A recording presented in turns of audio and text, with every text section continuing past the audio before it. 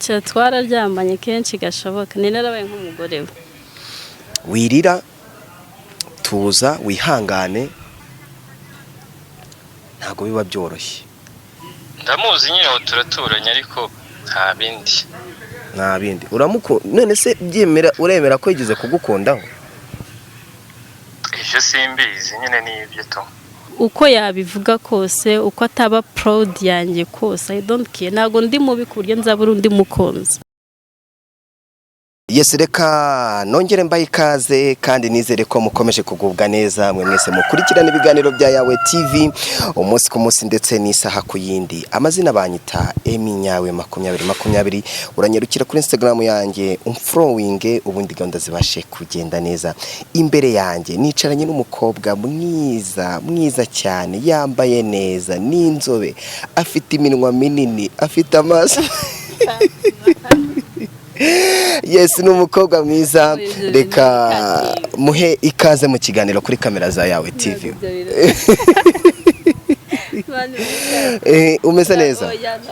Ntago umeze neza.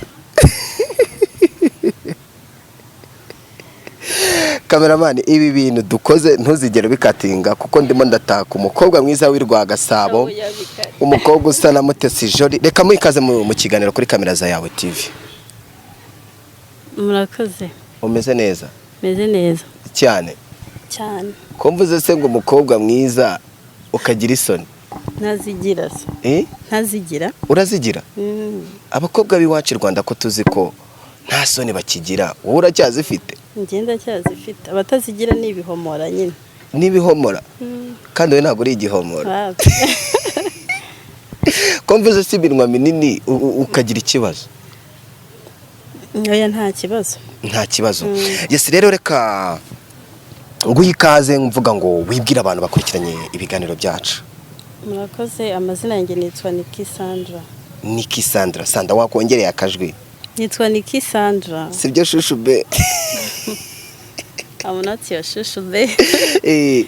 Ntabwo uri my type cyangwa se ndi your type. Twabyigaho. Yes, witwa Niki Sandra. Sandra? Sandra ni muntu ki? Sandra abantu babo ukora iki? Umeze ute? Sandra ni umukinnyi wa filime nyarwanda. Akaba n'umuntu ujya ukora n'akandi kazi gatandukanye atari ibyo byo kuvuga ngo ndi umukinnyi wa filime gusa. Yego. Yes, bitari kuvuga ngo ni iby'umukinnyi wa filime gusa. Sandra, twicaranye hano abantu bari kukubona uri umukobwa mwiza, uri umukobwa usa neza cyane. Ubwiza ubukomora kurinde hagati ya papa na mama. Buravanze. Papa wawe ni mwiza na mama wawe ni mwiza. Yego. Bose ni beza. Yego. Sandra, ko wavuze ngo ukina filimi, ukiniye filimi, ukina muri filimi? Nyina muri filime yitwa Nyirankoza series. No muri Agasaro series. Agasaro series. Ukina uri iki? Muri Nyirankoza nyine nkina ndi mushuki w'umuntu. Witwa Roxy. Ni wowe ukina uri ikiraya?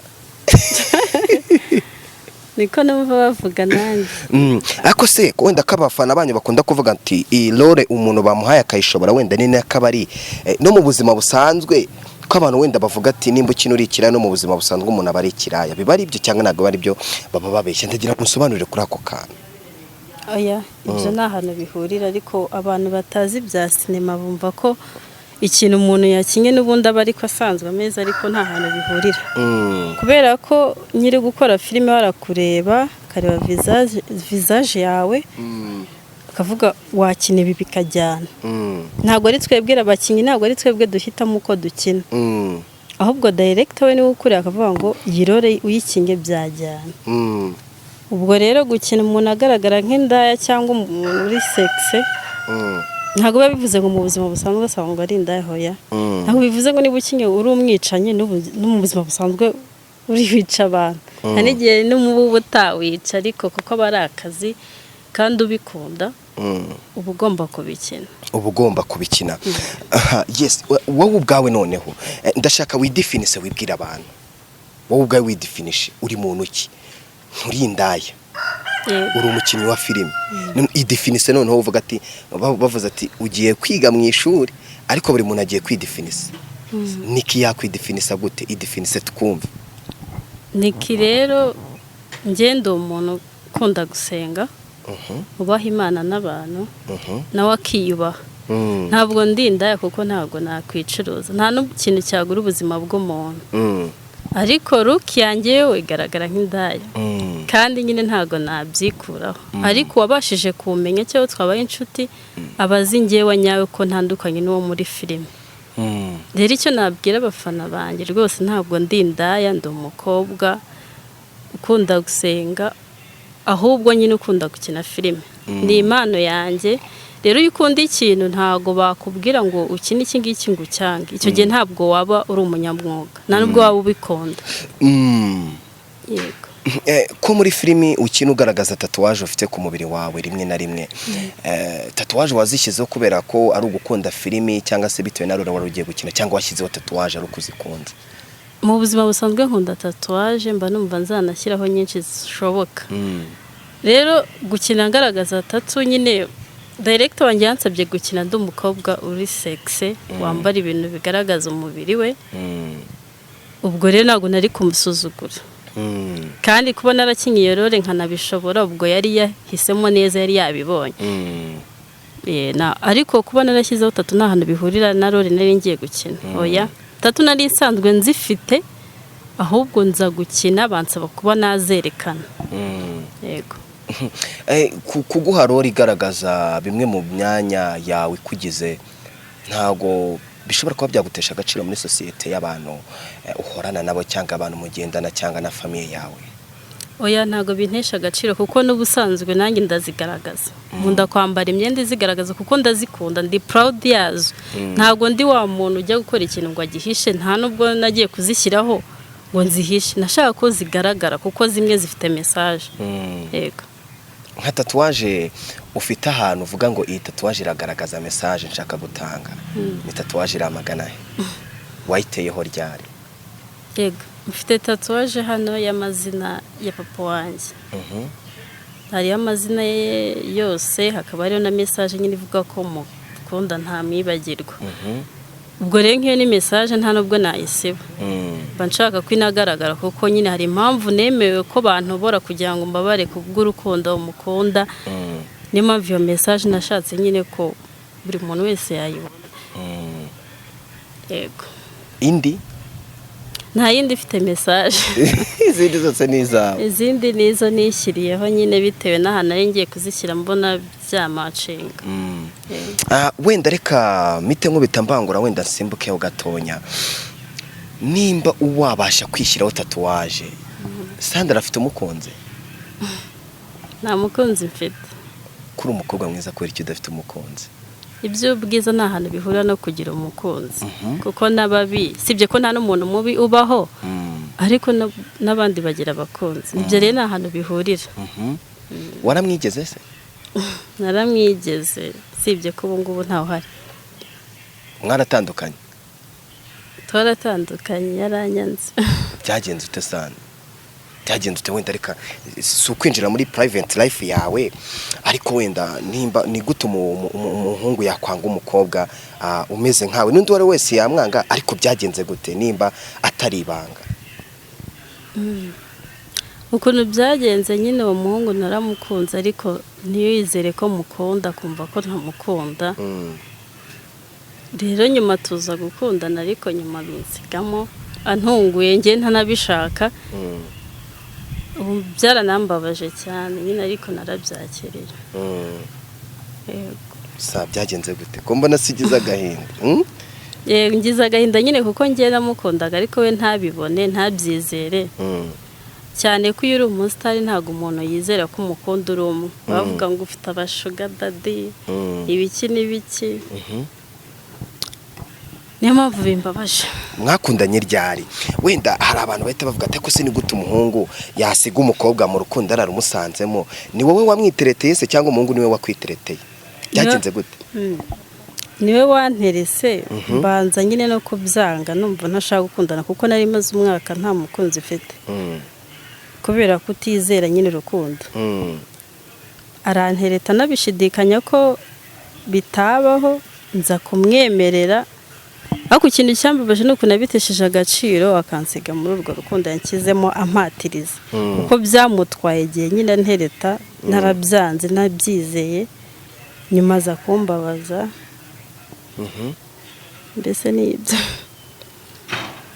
nyuma za kukubabaza ko hari igihe umuntu avuga ngo uyu muntu yankoreye iki kintu ntashobora kuzibagirwa mu buzima bwanjye namuhaye cyangwa no mu minsi yanjye twahuriyemo ni igiki utashobora kwibagirwa mu minsi wagiranye n'uwo mukunzi wawe icyo ntakibagirwa harimo ibyiza hari n'ibibi rero mu bibi ntakwibagirwa nuko namwizeye akantenguha icya mbere cyo ngiye namukunze nta kintu mukurikiyeho kuko hari ukuntu umuntu areba umuntu cyangwa akavuga n'ibyo by'ubusitari akavuga ati uriya muntu ntabwo namutereta ntafite amafaranga sinamutereta ntafite imodoka ibintu nk'ibyo ariko ngiye namukunze nta kintu mukurikiyeho nta mafaranga ye mwatse ahubwo ngiye naranayamuhaga nyafite nta kintu yakeneraga nkifite ngo sinkimukorere kuko namukundaga numva mukunda urukundo rwa nyarwo ariko natunguwe no kubona nyine abiciye amazi ikindi ntakibagirwa cyambabaje cyane ni ukubera namweretse umubiri wanjye tukaryamana mwize mvuga ngo uyu ni umugabo wanjye isa n'isaha twakimariya tukabana nyuma bakabitesha agaciro nicyo kintu rero cyambabaje cyane ku buryo numva ntazanamubabarira mwararyamanye mumaze kuryamana ahita gusiga twararyamanye kenshi gashoboka ni narabaye nk'umugore we kandi ubundi muri biriya haranditse ngo umuntu nashukashuka umukobwa akaryambana nawe azaba agomba kumugira umugore we ntabwo nibuka imirongo neza ariko narabisomye ibyo bintu bibiri rero wibyo ntabwo yabyitayeho ni ukuvuga ngo wari wujuje za nshingano bavuga Kigali wisheye oya ntabyo gusharinga kuko njye ntawe nigeze musharinga nawe njye nakoze inshingano zanjye nyine umukunzi we oya nta byasheya nta nubwo ibyo bintu ngiye mbyemera none se usharinze gute umuntu baramusharinga njye ntabwo njya nsangira inyanya n'inyana wenda tukiri ku mukunzi wawe abantu baramuzi cyangwa urashaka kumutangaza kumuvuga amazina hari abantu bamuzi inshuti zanjye ziramuzi hari amapati twajyanagamo bakamubona bakabona ko ari isheri wanjye ari umukunzi wanjye nubwo we yabitesheje agaciro nyine twaranganye akajya abwira abantu ntabwo dukundana ntanabivuga ngo uyu ni isheri wanjye akangira umusazi mu ruhame ese uboneye impamvu atari wowe oya ntabwo impamvu ari ngiye kuko ubundi twapfuye defoze ahanini hari ibintu bibiri ubundi twapfuye icya mbere ikintu twapfuye ni ukubera akunda inzoga cyane ni umuntu w'umushomeri udafite akazi ushaka niba nta kazi afite ariko agashaka kunywa cyane agashaka gukonsoma kandi atinjije rero njye ntabwo nywa inzoga mu buzima busanzwe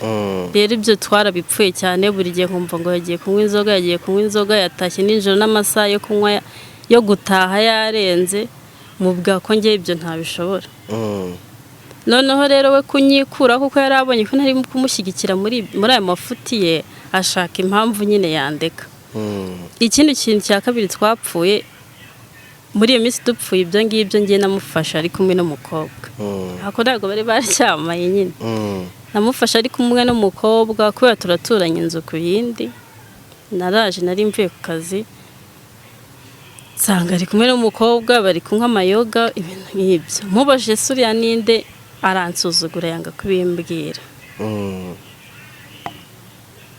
rero njye nimajina ko baryamanye nanaserera nabo byatari umukobwa ndamutuka mututse rero avuga ngo nasuzuguye uwo mukobwa w'inshuti ye ngo tugomba gutandukana rero nkumva iyo si impamvu yo kugira ngo adefande amakosa ye nuko kubera iki watutse uwo mukobwa nyuma waje kumenya gute ko bataryamanye nk'uko nabivuze umu ex wanjye turaturanye inzu ku yindi ibyo abarimo byose mba mbibona njye naratashye mvuye mu kazi nsanga ari kumwe n'umukobwa mu nzu bari kunywa amayoga none uwo mu ex wanjye ikintu muziho rero ntiyashaka kuryama ku manywa ari ukuntu kuri rido y'icyumba cye ashyiraho ikindi kintu kugira ngo hijime igihe rero ibyo mbimuziho kuko twabaga turi kumwe mbizi.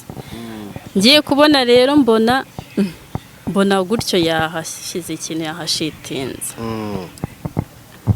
None ntago nigeze njya kumureba, naramuhamagaye ubwo yari yaramburutse kuri telefone. Ubwo naramwandikiye nakoresheje indi nimero yanjye atarazi, ndamuhamagara ndamubwira ndamushaka, nazi iwanjye mubwire. Araza ndamubaza uriya mukobwa ninde muri kumwe muri gusangira n'inzoga ko ntamuzi. Arambwira ngo ntago mushinzwe ibintu byinshi. Rero ndamubwira ati ntago ibyo bintu mbikunze kuba ndi sheri wawe, abakobwa bakirirwaho gusura ntazi n'abaribo, ndavana ukunsuzuguza. Ubwo rero nanjye nararindeye uwo mukobwa arasohoka, nserera nawe ndamutuka ibintu byinshi. Ariko ikintu cyambabaje ntago yababajwe n'ibyambabaje nk'umusheri we, bari bamaze igihe gito batandukanye, ahubwo we yababajwe n'uwo mukobwa ko mututse. Avuga n'amagambo menshi mabi nyine. Okay. Kugeza uyu munsi urukundo rufata nk'iki kuri wowe? Kuri njyewe urukundo ndufata nk'ikintu kitabaho, kuko ndinze ngana gutya nta rukundo rwanya rwo ndabona. Nibyo kubeshyanya nyine umuntu akubwira ko gukunda ari cyo gukurikiyeho. Abagukurikiye amafaranga cyangwa gukurikiyeho kubona umubiri wawe, agukurikiyeho ko muryamana. Ubu kugeza uyu munsi ni iki cyumwibukiraho basikize cyiza?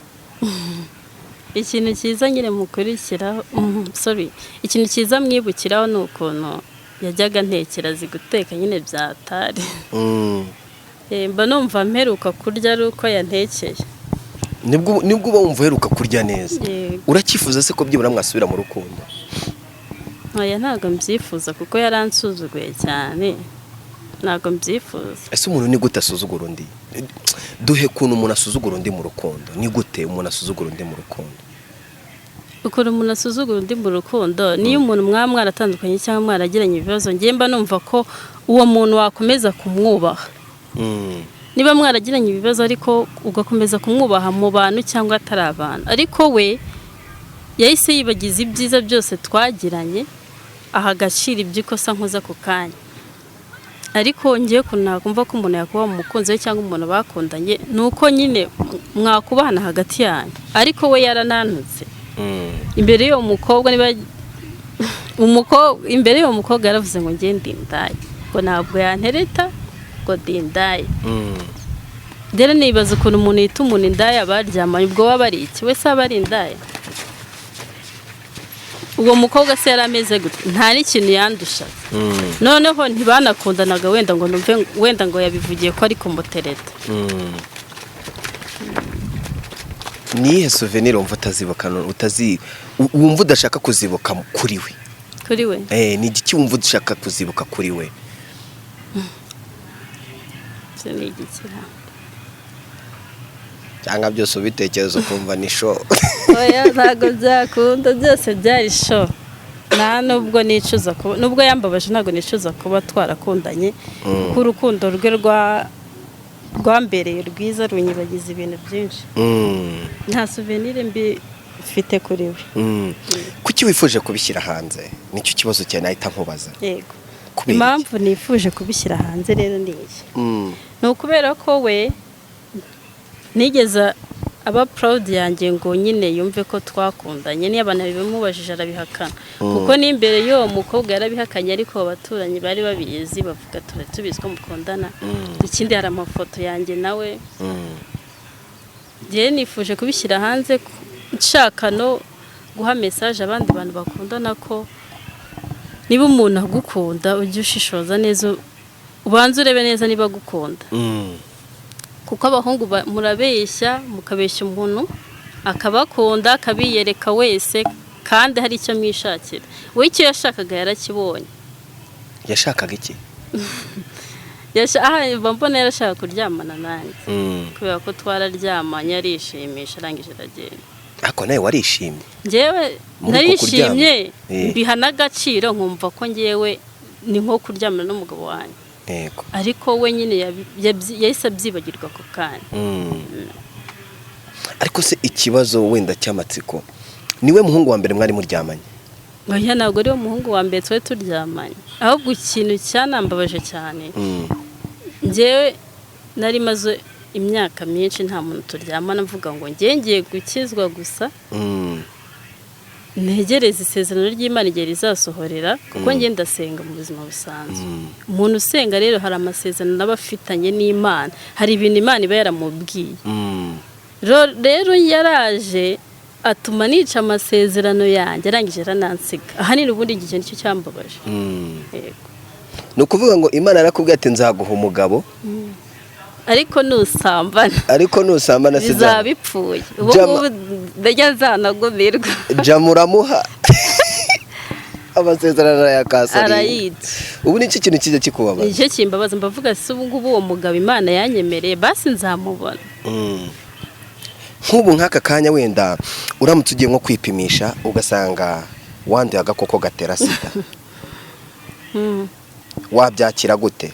Oya ntago agakoko gatera sida naba naranduye kuko mbere yo gukundana cyangwa mbere yo kujya muri ibyo byose twabanje kujya kwa muganga. Twaripimisha tumenye uko twese duhagaze. Mukoreraho mu manuko.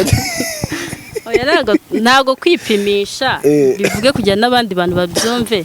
Ntago kwipimisha bivuze ngo ugende ukoreraho kuko ushobora no kwandura n'izindi ndwara. Ahubwo biba bivuze ngo umenye umuntu muri kumwe. Ese murahuje? Niba urwaye uhure n'urwaye. Niba utarwaye kandi wo kwica venire yawe cyangwa ubuzima bwawe. Ikiba bivuze ntago bivuze ngo mugende musambane mwirirwa mukora ibyaho ntago ari icyo bivuze. Nta nubwo bivuze ngo mugende muryamanira. Kuko harimo ingaruka nyinshi gutwara inda, ushaka kurwara izindi ndwara ziboneka mu mibonano mpuzabitsina. Yego.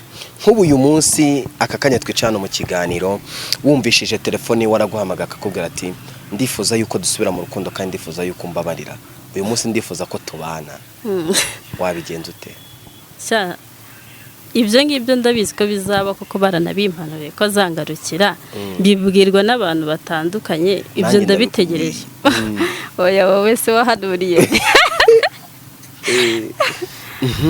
Ntabwo rero njye ntabwo nakifuza gusubirana kuko deja namaze kubona imico ye mibi.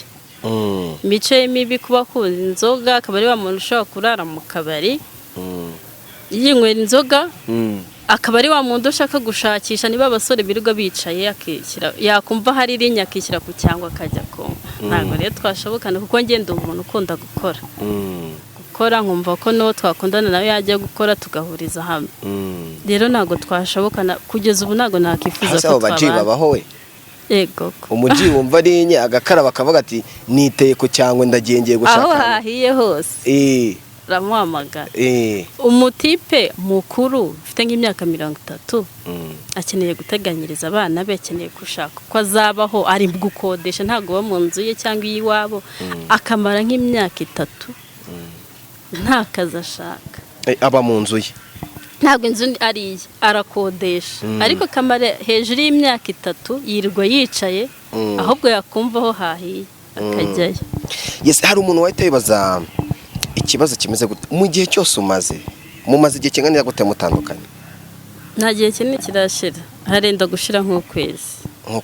Nk'igihe mumaranye mutandukanye ntabwo uragerageza kwiyibagiza wenda ku kababaro nako gahinda ufite wenda ngo ube wavuga ati njyamanye n'uyu muntu niyibagize uyu? Oya ntago byakunda kuko ntago byakunda nta n'umuntu nshaka kongera gukura nawe nta nubwo nshaka kuzongera gukunda kuko kuri njye numva ko nta rukundo rubaho kuko nta n'urwo ndabona. Ibyo rero ntabwo nabikora. Ugereranyije umaze gukundana n'abakobwa nk'abahungu nk'abangahe? Yego. Ni benshi. Nk'abangahe ushyize ku mubare? Oya nta mubare nzi, ni benshi. Ni batayo? Oya nta. Oya ni benshi. Barenga 10? Bararenga. 10 bararenga. Abo bose 10 mwararyamanye? Oya. Mu 10 waryamanye na bangahe? Oya si ngombwa kubavuga ariko ni bake, ni bamwe muri abo abo nabonaga babikwiye kuryamana nabo. Abo wabonaga ako se ubundi ni ngombwa ko wakundana n'umuhungu cyangwa umukobwa mukaba mwabasha kuryamana? Gupima urukundo no kuryamana? Oya ntabwo ari icyo ngicyo bivuze. Uyu rero iyo ukunda umuntu wumva ibyo ngibyo kubikora atari ibya danje. Kubera ko nyine iyo wakunze umuntu cyane wumva biraguhindura, wumva nta kintu wamuhakanira. Ariko iyo umuntu yamaze kumenya agakiza, nk'ubu ngewe nahise mfata umwanzuro wo kuvuga ngo hehe no gukora ibyo byaha. Iyo maze gukizwa wumva ko ibyo ngibyo nta kintu bivuze, kuko gukunda umuntu ugakora icyo ashaka cyose ni nko kumuhonga. Rero iyo ari umukunzi Imana yaguhaye akugeneye, ibyo ngibyo ntago wumva ko ugomba kubikora kugira ngo umuntu agukunde, kubera ko abatipe hari n'uwo byangira akakwanga, kubera ko uwo nguwo mbere no gukundana nawe nabanje no kumuhakanira, ndavuga ati ngewe ndasenga ntabwo ibyo bintu nabikora. Ako nshiduka nabikoze, ariko ndasabye Imana imbabazi ntabwo bizongera. Wari wagerageza kuryamana n'umuhungu udakunda? Oya. Wadi. Ntabwo birakubaho? Oya, ntabwo birambona nubwo byambaho. Uyu munsi wenda reka tuve kuri ibyo by'inkundo, ibyo byo gukundana, ariko ubutumwa wamuha mbere yuko tubivaho ni ubuhe? Ubutumwa namuha, kuko wenda azareba kino kiganiro twagiranye, ubutumwa namuha ni uko yazatsaba imbabazi akumva abohotse kuri we, nanjye nkumva mbohotse. Kuko kuva ataransaba imbabazi numva njye ntazamubabarira, iteka mba mwifuriza ikintu kibi. Ariko nsabye imbabazi akemera ikosa rye bimuvuye ku mutima, namubabarira tukababarirana. Nibwo butumwa namuha. Ubundi butumwa namuha nyine yarambabaje cyane, ntabwo we n'impamvu ahanini bino bintu nabishatse kubivugaho, ntabwo yigeze yumva ko mukunda, ntabwo yabyizeye. Kandi njye naramukundaga byo gupfa, n'inshuti zanjye zose ziramuzi, naramukundaga nyiri urukundo rwa nyarwo, numva ko n'Imana idushyigikiye twabana. Rero ubutumwa namuha, ntazongere gukinisha umutima w'abantu ngo agende abwire umuntu ko amukunda kandi atamukunda ari cyo mukurikiye. Kuri ubu ngubu ibintu byaroroshye, ushobora no kuba ushaka kuryamana n'umuntu ukamubwira ngiye nshaka ko turyama, nta bundi bufrendi buriho, umuntu akabyemera nta birenze. Rero sinzi impamvu abantu bitiranya ibintu ngo yitwaze iryo jambo ndagukunda, kandi hanze hari abantu bakemera kuryamana nabo batanakunda, bakahita banabyibagirwa. Kuki batagenda ngo bege, ndi kubwira n'abahungu muri rusange, kuki batagenda ngo begere abo bantu, ibyo gahunda bazikore birangire, ko badagiye gukoresha umuntu ngo baramukunda kandi bazi ko batamukunda. Njye yaranyanze ntakazi ibiro 7, nayo ifite ibiro 67 n'umunani, sorry. Ibyo biro byose nahise mbitakaza mu gihe cy'ibyumweru 2, kubera ko njye nari naramukunze ariko bipfusha ubusa. Ariko nyine nawe ari ku isi bizamubaho. Hako urukundo rubaho. Yes, reka nkwibutse ko turi kuri Yawe TV, ndagukangurira kugira ngo niba ukeneye cyangwa uba ubona ibiganiro dukora umunsi ku munsi, comment zanyu mba ndikeneye. Uyu mukobwa byanze bikunze akeneye inama, yarababajwe mu rukundo kandi murabona ko nari icyuki, uwo mujama simuzi, ariko muze kumugira inama, ndabizi muraza kwandika muri comment zanyu. Gukunda umuntu ukamwimariramo bishatse kuvuga iki? Bishatse kuvuga ko umuntu wakunze uba wanamupfira. Rero urukundo namukunze njye numva nanamupfira, kuko yaranyanze ubuzima bwanjye burahinduka, kurya birananira, akazi karananira, ibintu byose birananira. Naramwizeye cyane nyine, iryo kosa nakoze. Juni, subu Juni ya giti yaje ngamuha umukobwa umuko. Ariko ari Mariya. Juni nka Juni reka mbonero nsuze abantu bose babarizwa muri Junior GT Group, bose tubahe yambo, bose tubahe yambo, tuvuge ngo mumeze mute, twizere ko bameze neza kandi baguwe neza. Uravuze ati gukunda umuntu nukamwimariramo uba wanamwitangira. Umunsi wa mbere akubwira ngo ndagusezeye sinshaka ko twongera gukundana, yabikubwiye gute? Yabikubwiye muri he? Wari umeze ute? Navuze ko duturanye inzu ku yindi, ntabwo ari ko uko abimbwira, yaranyegereye arabimbwira nyine ngo nashaka ko twongera gukundana. Muraturanye inzu ku yindi? Iyo asohotse uramubona?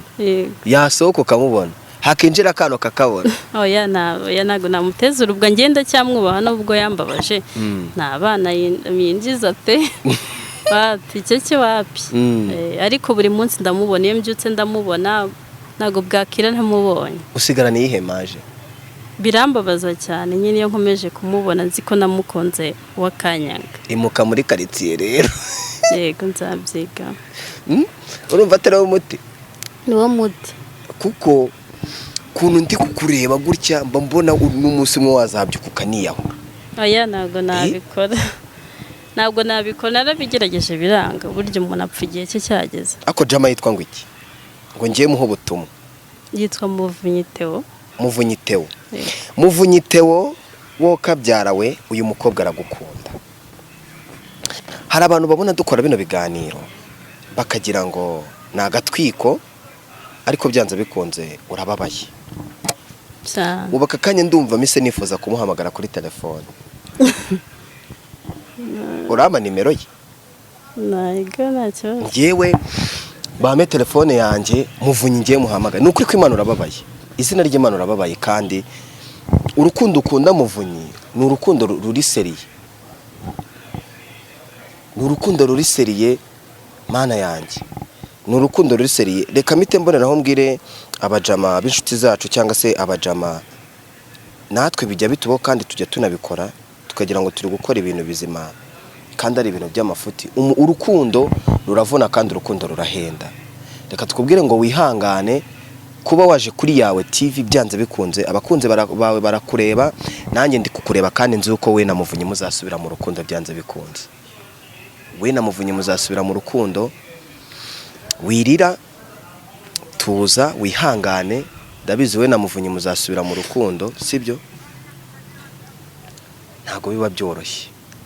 Ntago byoroshye ngiye ma nimero ya Muvunyi muhamagare ndifuza ko tuzakorana nawe interview ikiganiro muri kumwe sibyo? Ihangane. Ihangane.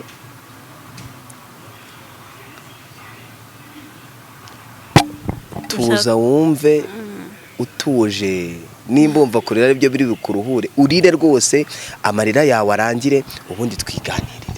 Ume nimero ya Muvunyi. Nta kibazo twaganira kandi nta n'ikibazo kiri mu kurira. Ubundi umuntu uri normal ararira akanaseka.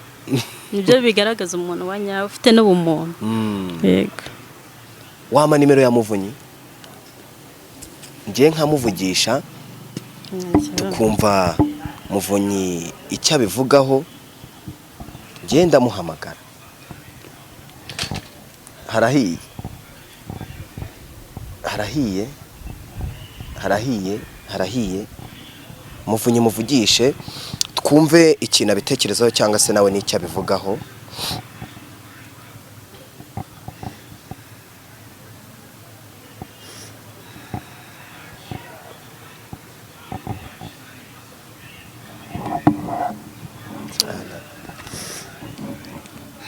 Kuko mana wazamaye cyana kinkunda nkumva nanjye mbirimo neza.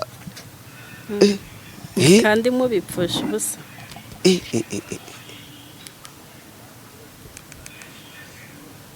Yego nayibonye. 0 yimbwire nari. Oya.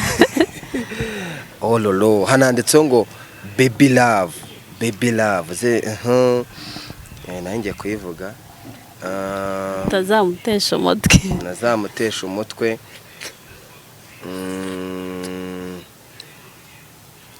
Reka muhamagare akira wanditseho baby love sha. Reka muhamagare ariko oya ntago ndita byashize. Reka muhamagare Muvunyi ndamuhamagaye. Allo? Allo? Oui. Muvunyi weekend nziza. Kuri twese. Umeze neza? Umeze bon. Urakomeye cyane. Yego. Uwiteka Imana bane nawe. Nawe kandi muhorane. Meze utese. Sha ndashima Imana. Weekend. Ninde se ntabwo nakumenya ariko. Ngiye kukwibwira. Banyita Emi ndi umunyamakuru kuri yawe TV. Yego. Muvunyi ndi kumwe n'umukobwa ugukunda. Nifuje kubishyira hanze wenda kugira ngo amenye ko umukunda cyangwa se umenye ko kagukunda. Ni umukobwa witwa Niki Sandra aragukunda. Nubu ari kurira mu kiganiro tugiranye aravuze ngo aragukunda ahubwo we ntago umukunda. Muvu uramuzi? Ndamuzi ariko nese ubwo muri live cyangwa Mane turi live, turi mu kiganiro, ngenda bimusabye kugira ngo batagira ngo ni bya bindi. Imana arambwi uyu mukobwa uramuzi? ndamuzi nyine turaturanye ariko nta bindi. None se byemera uremera ko yigeze kugukundaho? Ibyo simbizi nyine ni ibyo to. Ibyo ni ibyo. Ni ibyo? Nubizi nyine. Kandi mbona kuri nimero yahanditseho baby love mwana. Nyine yemerewe kwa ntese namubuza ibyo yandika, ibyo no burenganzira bwe. Muvu wakunze umwana akagukunda mwana. Babarira muvandi. Umva sore mvugane n'umuntu gatoya turasubira mu kanya. Muvu? Yego. So nyine wenda twari turi mu kiganiro, wenda ushobora kugira ni blague, ariko turi mu kiganiro live kuri yawe TV. Twaganiriye avuga yuko agukunda kandi ibyo mwapfuye yabivuze na amafuti, wenda kuri wese amafuti. Umva reka nkubwire. Ibyo sinshaka kubijyamo cyane. Nanjye hari umuntu turi kuvuga nihangane. Ubwo nyine nimba nkunda ibyo ni ibyo yabikubwire nyine. None se nyine ndumva ntari interested cyane kandi nanjye mfite ndimo. Ubwo nimba ushaka kumvugisha ku giti cyawe uze kuza kumvugisha nyuma. Muvu urakoze. Ariko urakunzwe. Gayo nguko muvunyi nuwo.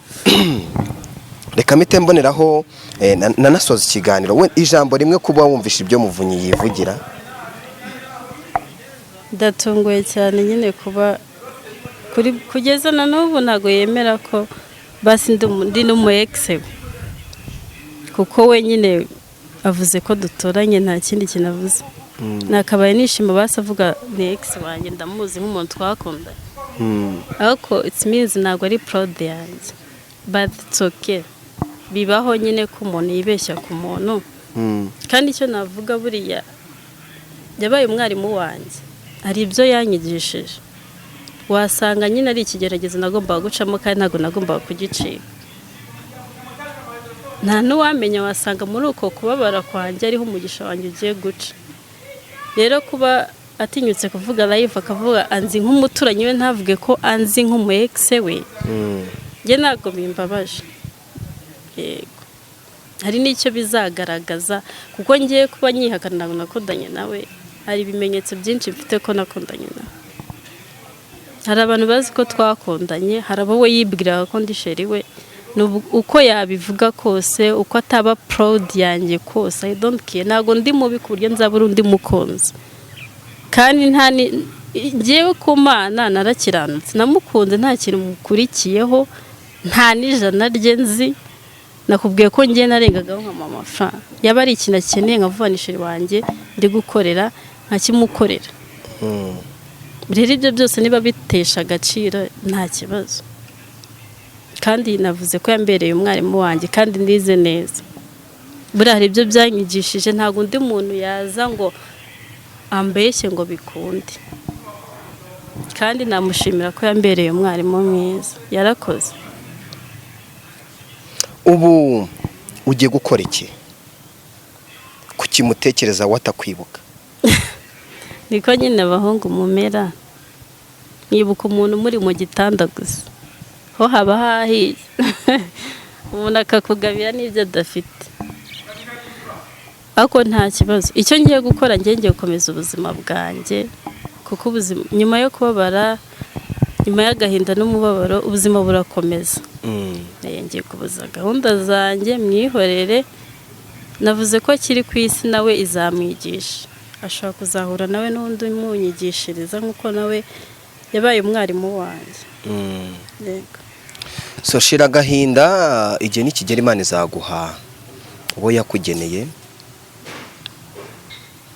Birababaje, ntago ni ibintu biba biteye agahinda, kandi binababaje kumva umuntu avuga yuko mutaziranye kandi mwaranaryamanye mu buriri bumwe, mwarahuriye mu buriri bumwe, ukamubona yambaye ubusa nawe akakubona yambaye ubusa, wambaye ubusa. Ntago biba byoroshye, ariko reka tuvuge ngo komera. Ubutumwa watanga ku bakobwa no ku bahungu? ubutumwa natanga nuko wa muntu wavuze ko nta gikwe gihari azongereho ko nta n'urukundo rubaho, kubera ko igihe umuntu avuga ngo nta bukwe buhari abantu ntibabisobanukirwe, ariko ngiye mbona nta n'urukundo rubaho. Oya, ntarwo rwose, kuko niba ukunda umuntu ntabwo uba ari we kereka wenda ari we wamuterese cyangwa waramuhatirije ko agukunda. Ko niba umukunda umuntu ari we waguterese, ni gute umuntu uwo atagukunda? Ntabwo ari by force. Ariko ubutumwa natanga ni uko abakobwa bajya bashishoza cyangwa igitsina gore, kuko igitsina gore twe dukunda no gukunda cyane, si dukunde nk'uko abahungu bakunda. Twe tubigira intambara ukabikomeza cyane, kandi wenda umuhungu nta na gatoya agukunda. Rero tujye dushishoza ku bantu tugiye gukunda, tubanze tunabisengeye, tubaze Imana, ese Mana, uyu muntu ni uwa nyawe cyangwa nuje kuntesha umutwe?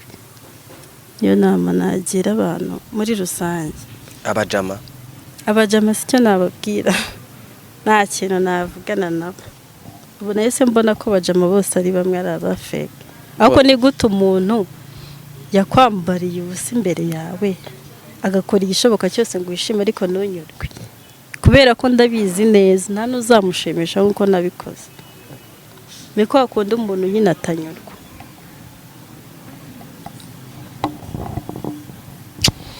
Yes, reka mbashimire kandi nawe mvuge ngo wihangane. Reka nshimire abakunzi ba Yawe TV. Ndabasezeranya yuko nzagirana ikiganiro na Muvunyi. Nta kiganiro yago. Muvunyi nzakora ibishoboka byose, haba mu mvura y'amahindu, haba mu icumu ry'iki, kandi icyo kiganiro azagikora nawe uhari. Tuzarebe uko bizagenda. Reka ngushimire kandi wakoze kwitabira iki ubutumire bwacu. Wenda gato nk'iminota nk'ibiri, wavuze ko uri umukinnyi wa filimi zawe zica hehe? Filimi mukina bimeze bite muri Nyirankotsa? Nyina muri filime bita Nyirankotsa series, niyo bita Agasaro series. Zose zica ku Rwagasabo TV. Yego. Cyandika Rwagasabo TV, ukandika Nyirankotsa series, uhita ubona ama episode yose tuba twasohoye. Yes. Rero wakoze. Ukoresha Instagram? Oya. Kuki utayikoresha? Ntago nyikunda. Ntago yikunda. Ntago ukunda kujya hanze ku mbuga nkoranyambaga? Ntago nkunda nkoranyambaga. Yego. Yes, rero wakoze kubana nanjye. Reka mwese mbashimire mwakoze kubana natwe. Reka mvuge yuko ibiganiro byacu nakagaruka. Banyita Eminya, unyarukira ku Instagram yanjye following, ubundi ubuzima bugende neza. Ndetse following na Instagram ya Yawe TV, ni Yawe TV gutyo nyine mu Kinyarwanda. Ubundi ubuzima bukomeze. Mwese mbifurije kugubwa neza kandi amahoro y'Imana akomeze kubana namwe. Wakoze. Nange murakoze.